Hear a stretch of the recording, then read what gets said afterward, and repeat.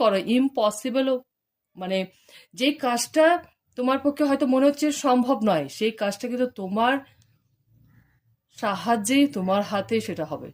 এই কনফিডেন্টটা তুমি রাখো যে তুমি পারবে করতে, তোমাকে করতে হবে। Adjustment are require. এখন এই মুহূর্তে যে কাজে বা যে রিলেশনে স্ট্রাক হয়ে আছো, একটু অ্যাডজাস্ট করো।